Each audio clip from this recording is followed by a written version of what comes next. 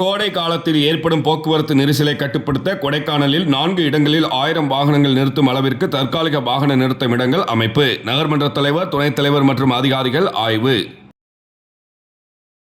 திண்டுக்கல் மாவட்டம் கொடைக்கானல் உலகளாவிய சுற்றுலா தலமாகும். பல்வேறு பகுதிகளில் இருந்து கொடைக்கானலுக்கு ஆண்டுதோறும் பல லட்சம் சுற்றுலா பயணிகள் வருவது வழக்கம்.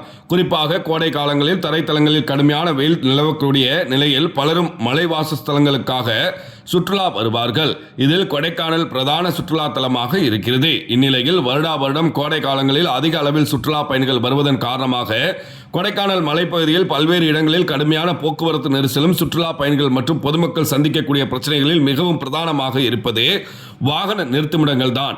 இதனைத் தொடர்ந்து இந்த ஆண்டு கோடை விடுமுறையை கொண்டாடி வரக்கூடிய சுற்றுலா பயணிகளுக்கு நகராட்சி சார்பாக பல்வேறு சிறப்பு ஏற்பாடுகள் மற்றும் அத்தியாவசிய தேவைகள் செய்யப்பட்டு வரக்கூடிய நிலையில் சுற்றுலா பயணிகள் பிரதானமான கோரிக்கையாக இருந்து வந்த வாகன நிறுத்தம் இடங்கள் இந்த ஆண்டு தேர்வு செய்யப்பட்டு ஏற்பாடு செய்யப்படும் என்று பழனி சட்டமன்ற உறுப்பினர் ஐ.பி. செந்தில்குமார் மற்றும் மாவட்ட ஆட்சியர் சரவணன் தெரிவித்ததில் எதிரொலியாக கொடைக்கானல் நகராட்சியில் கிட்டத்தட்ட 1000 வாகனங்கள் நிறுத்தும் அளவிற்கு கொடைக்கானலில் 4 இடங்களில் தற்காலிக வாகன நிறுத்துமிடம் தேர்ந்தெடுக்கப்பட்டுள்ளது.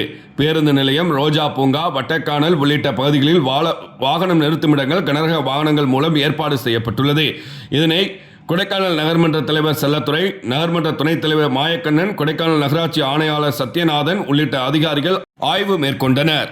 வியாழக்கிழமை மாலை 6:30 மணி அளவில் கிடைக்கப்பெற்ற தகவல்.